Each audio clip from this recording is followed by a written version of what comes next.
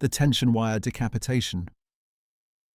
On March 30th, 2017, 27-year-old Fabian Zepeda was riding his motorcycle down a quiet stretch of road in San Bernardino, California.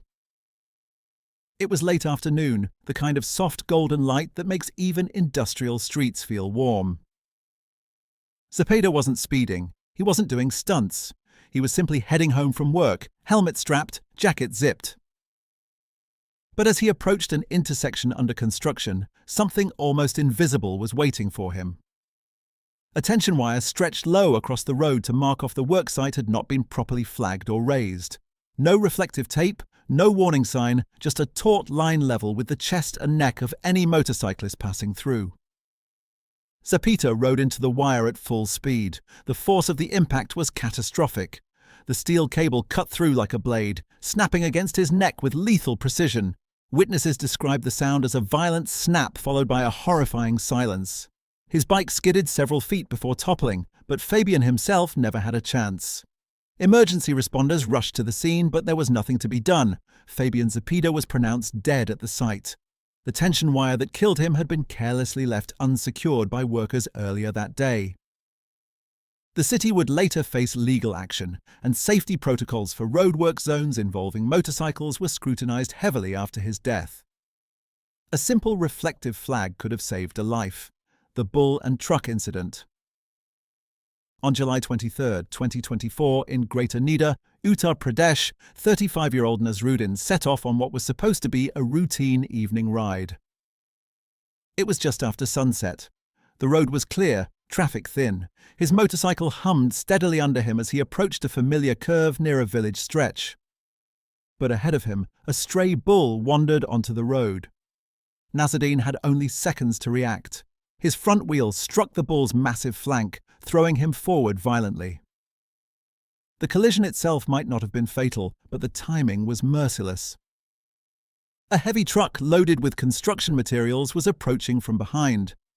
Nasruddin, dazed and sprawled on the asphalt, didn't even have time to turn his head before the truck's front bumper crushed him. The impact was brutal. Several passers-by screamed as the truck rolled over his body. The bull stumbled away, injured but alive. Nasruddin was not. Police arrived quickly and the scene was cordoned off. The driver of the truck claimed he couldn't stop in time. Villagers said the bull had been roaming that road for days without being removed. The video captured by a nearby CCTV camera went viral within hours.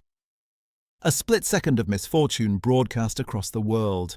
Nasruddin's death sparked outrage about stray animal control and road safety enforcement. Authorities promised action, but for his family, all that was left was the sound of tires and the thud that ended everything. The lightning incident. On June 9, 2019, 45-year-old Benjamin Lee was cruising southbound on Interstate 95 in Volusia County, Florida. The sky was heavy with summer storm clouds. Rain hadn't started yet, but thunder was already rolling far above. Benjamin had ridden through storms before. Florida bikers know the weather can turn fast, but most never expect lightning to pick them out of a crowd. Just before 3:00 p.m., as Benjamin approached the 280-mile marker, a bolt of lightning shot down from the dark sky. It struck his helmet. The strike was so powerful it blew a hole clean through the top of his helmet, scorching the inner padding and instantly knocking him unconscious.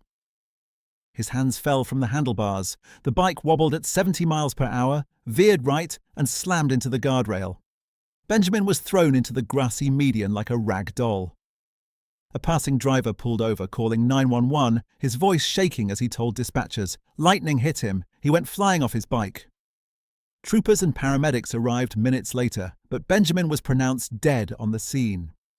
Investigators later confirmed the direct strike. The heat and force of a lightning bolt are more powerful than any human body can withstand. The odds of being struck while riding are astronomically low. But Benjamin Lee became the chilling reminder that freak accidents don't need logic. They just need a single second. The elephant incident. On February 5, 2025, 77-year-old German tourist Michael Gerson rode his rented motorcycle into the Valparai range of Coimbatore district, Tamil Nadu, India. He had arrived in India only a week earlier, eager to explore its lush landscapes at his own pace. The day was warm. The mountain road was quiet, snaking through green tea estates and forest edges. But what Michael didn't know was that a herd of wild elephants had been spotted nearby earlier that morning. As he rounded a bend, a massive bull elephant emerged from the forest edge, only meters from the road. Startled, Michael braked hard, but his tires slid on the uneven gravel. The bike toppled, throwing him to the ground only a few feet from the elephant's massive legs. For a moment, there was stillness. Then the elephant charged. In seconds, the animal's trunk and feet came crashing down. Witnesses from a nearby jeep safari saw the horrifying scene unfold. Forest guards rushed toward the noise, shouting and waving to drive the elephant back, but it was too late. The bull had already trampled Michael's chest with devastating force. The sound was sickening. His body was lifeless before the first ranger arrived. The elephant eventually retreated into the forest. Paramedics confirmed Michael's death at the scene. The incident reignited debates around tourist safety and wildlife zones, especially as human-elephant conflicts increase in India. Michael's death became a grim cautionary tale about how unpredictable nature can be when machines meet the wild. The Forklift Impalement. On March 24, 2023, 46-year-old Italian motorcycle taxi driver Kato was waiting at a warehouse lot in Samut, Thailand. It was just after lunch. The air was thick with humidity, clinging to everything like a wet cloth. Pro sat astride his bike, helmet resting on his handlebar, unaware that behind him a forklift was reversing. The operator didn't see him. The steel fork, long and sharp at the ends, slid forward silently as the forklift backed into Pro's stationary motorcycle.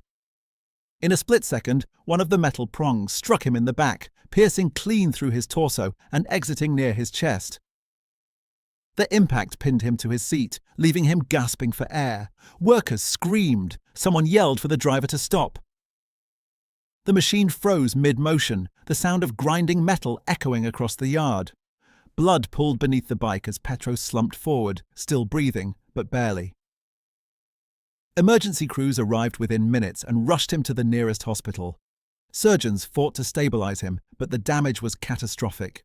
The steel fork had torn through vital organs. He was pronounced dead shortly after arrival. Authorities launched an investigation, uncovering that the forklift had been operated without proper rear-view assistance.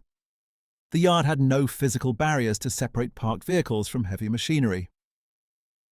Pro's death led to immediate safety reforms at the warehouse, but the cold fact remained. He had simply been in the wrong place at the wrong time. The MotoGP incident. On April 6, 2003, at the Suzuka circuit in Japan, 26-year-old Daijiro Kato, one of Japan's brightest motorcycle racing stars, lined up on the grid for the Japanese Grand Prix. The air buzzed with anticipation, thick with the smell of burning fuel and hot rubber. Ko was a national hero, a former 250 cubic centimetre world champion, and fans packed the stands to see him race at home. When the lights went out, the bikes roared forward in a wall of sound and speed, engines screaming like wild beasts. On lap 3, as Ko exited the high-speed 130R corner, his bike suddenly lost control. Travelling at over 200 km per hour, the machine drifted slightly wide before violently veering toward the wall near the chicane. In a heartbeat, the dream turned into a nightmare.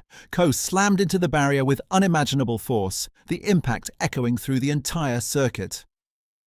Medical teams reached him in seconds. He was unconscious, his helmet cracked, his body limp and unresponsive. The crash caused severe head, neck and chest trauma that left even veteran medics visibly shaken. He was rushed to Yokkaichi Central Hospital and placed on life support as the world watched in silence. For weeks, fans around the world held their breath. Tributes poured in, candles were lit outside racing venues, and his name trended across sports headlines. But on April 20th, Daijiro succumbed to his injuries. His death shook the MotoGP community to its core and prompted sweeping safety changes at Suzuka circuit, including redesigning dangerous sections of the track. He wasn't just another rider, he was a legend whose last race changed the sport forever. If you'd like to see more stories like this, make sure to subscribe and feel free to drop suggestions for the next video in the comments.